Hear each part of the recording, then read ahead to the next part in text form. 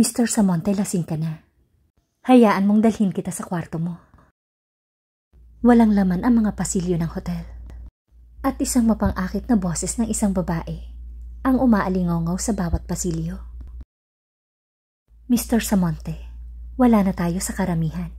Sa pinto ng kwarto, mariing hinalikan ni Lester si Celine.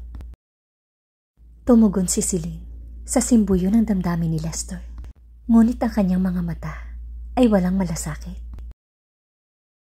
Naging magaspang ang kilos ni Lester. Nang bumukas ang pinto, agad niyang binuhat si Celine. Mabilis na pumasok si Lester sa kwarto at inihiga si Celine sa kama. Lalong natukso ang mga mata ni Lester habang pinagmamasdan ang sexing katawan nito. Hinubaran ni Celine si Lester, ngunit hinawakan siya ni Lester at pilit na tumingin sa kanya. Ikaw ba yan, Celine? Who the hell are you? Iniunat ni Celine ang kanyang katawan at tumingin kay Lester. Halos hinila ang damit niya hanggang bewang. Ang kanyang walang bahid na balat ay nagpasigla sa mga ugat ni Lester. Ako ito. It's me. Sagot niya habang ikinakawit ang binti sa hita ng lalaki. Napuno ng pagnanasa ang matamis niyang muka. Ipinikit ni Lester ang kanyang mga mata at bahagyang umungol. Nang sumunod na segundo, pinunit niya ang damit ng babae at marahas na pinasok. Patuloy na inangkin ni Lester si Celine. Napagod ng sobra si Celine, ngunit tumanggi si Lester na pakawalan siya. Pinigilan siya nito at paulit-ulit na inangkin. Celine, alam mo ba kung gaano kita namimiss nitong mga nakaraang taon? Alam kong mali ako. At ayokong iwan kang mag-isa. Walang naramdaman ang matagal ng patay na puso ni Celine habang nakikinig sa taos-pusong salita nito. At ngayong bumalik ka na, hindi na kita pakakawalan pa. Nang magising si Celine, sumikat na ang araw sa silangan. Habang ginagalaw niya ng konti ang kanyang mga hita, isang matinding sakit ang bumalot sa kanya. Tulog pa rin ang katabi niya. Hindi na siya nakaligo. Gusto niyang umalis kaagad bago pa magising ang lalaking ito. Isinuot niya ang kanyang mga damit at nagplanong umalis kaagad. Sa pintuan ay bigla siyang may naisip.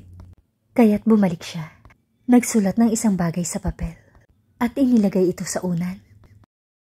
Pagkatapos ay marahan niyang isinara ang pinto at tahimik na umalis.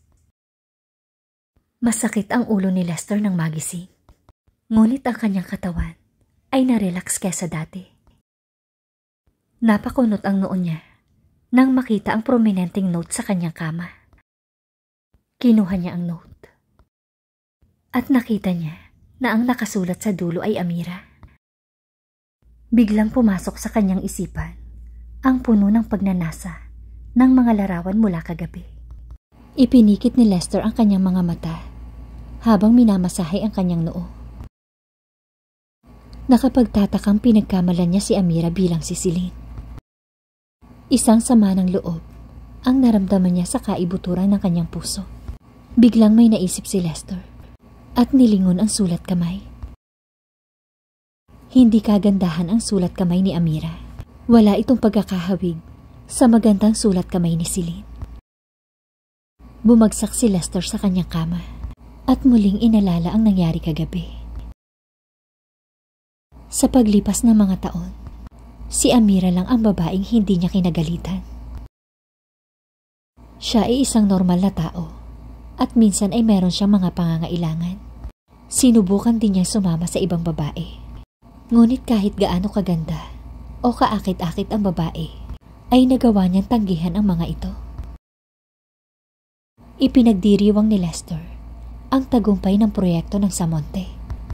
Nagsagawa ang Dixon ng isang espesyal na party. Sa party, bilang pinuno ng proyekto, natural na si Celine ang pinakamakinang na tao sa silid. Patuloy na dumating ang mga katrabaho at pumunta ang lahat para batiin siya. Pinigilan niya ang sarili, ngunit uminom pa rin ng marami. Kaya gumawa siya ng dahilan upang pumunta sa balkonahe para makalanghap na sariwang hangin. Umupo siya sa swing ng balkonahe. Medyo nagulo ang buhok niya dahil sa simoy ng hangin ng gabi. Itinaas ni Celine ang kanyang kamay at inayos ang buhok sa gilid ng kanyang pisngi. Biglang bumalik sa kanyang alaala ang nangyari kagabi. Bahagyang tumaas ang temperatura ng kanyang katawan. Ngunit salamat sa kanyang malakas na katwiran dahil siya ay mabilis na nakabawi. Uminom ng konti si Celine mula sa kanyang kupita at pagkatapos ay dahan-dahan niyang ipinikit ang kanyang mga mata. Umaalingaw-ngaw pa rin sa kanyang tenga ang masakit na pag-amin ni Lester kagabi. Tinitigan niya ang madilim na kalangitan at pagkatapos ay nilagok ang natitirang alak sa kanyang baso. Lester, sinira mo ang puso ko. Isinusumpa ko. Pagbabayaran mo ito ng doble. Sa kumpanya ng Samonte, nakasuot ng low-cut dress si Celine at tahimik na naghintay ng kumpirmasyon ng sekretarya ng Samonte. Miss Amira, dito po ang daan. Salamat, tugon ni Amira sa sekretarya. Marahan siyang kumatok sa pinto ng opisina ni Lester hanggang sa magbigay ito ng signal na papasukin siya. Napaawang ang bibig ni Celine bago itinulak ang pinto. Mr. Samonte, huminto siya sa harap ng lalaki. Kumikinang ang maganda niyang mga mata. Mula pa noong nakakabaliw na gabing iyon, ay nai-imagine na ni Lester ang hubad na katawan ng babaeng ito. Mabuti naman at dumating ka na, Amira. Natural na binuksan ni Celine ang kanyang bag at naglabas ng ilang mga dokumento at inilagay sa harapan ng lalaki. Mr. Samonte, ito ang plano na ginawa ng team namin. Sana ay mabigyan mo ako ng ilang mahahalagang suggestion. Kumunot ang noo ni Lester at kinuha ang dokumento. Napatitig si Celine sa seryosong mukha nito. Ang mukha ng lalaki ay kaakit-akit pa rin tulad ng dati. Ano man ang nangyari sa pagitan nila, pakiramdam niya, ang lalaking ito ang pinakagwapong nakita niya sa buong buhay niya. Mr. Samonte, kung may mga katanungan ka, mangyaring ipaalam mo agad sa amin. Ang mapang-akit na boses ni Celine ay parang dahan-dahang gumagapang sa braso ng lalaki. Nanigas ang katawan ni Lester. Bagamat nakatutok pa rin sa papel ang kanyang mga mata, naging mabigat ang kanyang paghinga. Bahagyang iginalaw ni Celine ang kanyang mga labi at ang kanyang mga daliri ay mas naging malikot. Idinampi niya ang kanyang kamay hanggang sa malapad nitong dibdib at sa wakas ay huminto sa matigas nitong balikat. Naramdaman ang tensyon ng kalamnan ng lalaki. Ngumiti siya sa kasiyahan. Ibinaba niya ang sarili. Ang buhok niya ay nasa itaas lang ng tenga ng lalaki. Ang nakakakiliti na sensasyon ay lalong nagpabalisa kay Lester. Mr. Samonte, I'm not sure kung magiging perfect ang project na ito. Dumampi ang labi niya sa maselang tenga ng lalaki. Ang tanging naramdaman ni Lester ay ang pag-agos ng kuryente na dumadaloy sa kanyang katawan. Huminga siya ng malalim at nanigas ang ibabang bahagi ng kanyang katawan. Ang babaeng ito, halatang tinutukso siya ng kusa. Naiintindihan mo ba ang ginagawa mo? Nang ibuka ni Celine ang kanyang bibig, napuno ng pagnanasa ang boses ng lalaki. Tumawa ng mahina si Celine sa likod nito. So, gusto ba ni Mr. Samonte ang ginagawa ko? Halos hindi pa tapos magsalita si Celine nang yakapin ni Lester ang bewang niya at hinila siya sa kandungan nito. Tiningnan niya ng masama si Lester, ngunit naging seryoso at makahulugan ang tingin nito sa kanya. Kailangan mo pang ipakita sa akin. Magagawa mo ang lahat ng gusto mo. Kinagat ni Celine ang mapupulang labi at kinindatan ang lalaki habang nagsasalita. Lahat ng gustuhin ko. Oo. Sigurado ka ba? Bigla niyang inilagay ang kanyang kamay sa leeg ng lalaki at sinabing, sigurado ako. Nang oras na natapos niya ang kanyang huling salita, ang kanyang katawan ay binuhat ng lalaki at idiniin mismo sa mesa. At pagkatapos ay sinimulan siyang halikan ni Lester. Ang lahat ay inaasahan at si Celine ay tumugon sa kanya ng natural. Nagulat si Lester sa tugon ng babae. Matapos ang kinin, pawis na pawis itong niyakap ni Lester at lubos siyang nasisiyahan. Tumingin si Celine sa kisame at sinubukang ayusin ang kanyang paghinga. Masakit at nanghihina ang kanyang katawan. Sa wakas ay nabawi ni Lester ang kanyang katinuan. Tumayo siya at nagsimulang ayusin ang damit. Ang bango ng babae ay nakakabighani sa kanya gaya ng dati. Biglang may sumagi sa isip niya. Bumaba ang kanyang tingin sa tiyan ng babae. Si Celine ay nananatiling hubad. Nakalantad ang kanyang makinis at perpektong katawan. Tinitigan ni Lester ang makinis nitong tiyan. Walang kahit isang peklat. So, hindi talaga siya si Celine. Ang disappointment sa kanyang mga mata ang naging dahilan ng pagkunot noon ni Celine. Nang muling natigilan si Lester, ay nakabihis na ang babae. Amira, anong problema? Natahimik si Lester. Tinitigan niya ito sa ibang paraan at sinabing, alam kong gusto mong gumawa ng splash kay Dixon. Marahan at kaakit-akit na ngumiti si Celine. Hindi ko maintindihan, Mr. Samonte. Matalino kang babae. Dapat maintindihan mo. Nanatiling nakatitig ang mga mata ni Lester sa kanya. Nagsalubong ang kanilang mga mata na parang malinaw na ang lahat. Pinatunayan ng sumunod na buwan na tama si Lester. Naging seryoso siya habang nakatitig sa babaeng namimilipit sa kanyang kandungan. Masunuring ikinawit ni Celine ang mga braso sa kanyang lieg at ang mapupulang labi nito ay dumidikit sa kanya. Pagkatapos ay sinimulan na nila ang hindi mapigilang pagtatalik. Siguradong aakitin siya ni Celine sa tuwing makikita siya nito. Nakapagtataka, hindi siya tinanggihan ni Lester at nasiyahan pa ito sa erotikong paglalaro. After making love, si Amira ay gumawa ng ilang uri ng alok. Hindi na seryosong tiningnan ni Lester ang mga papel na dala niya at sigurado siya na kapag ibinigay niya yun, ay mabilis nitong pipirmahan ang mga papel. Araw-araw, mas lumalabo ang masalimuot at maselang relasyon nilang ito. Takot na takot ang mga empleyado ng Samonte sa posisyon ni Lester. Kaya hindi sila nangahas na magsalita ng lantaran tungkol dito. Gayunpaman, sa Dixon, ang iba't ibang mga chismis ay umiikot tungkol kay Amira sa mahabang panahon. Ang katotohanan na sila na ni Lester, na naging magkaibigan sa mga benepisyo, ay tila alam na ng lahat. Sa tuwing naririnig ni Celine ang mga nakakahiyang chismis na ito, ay napapangiti na lamang siya.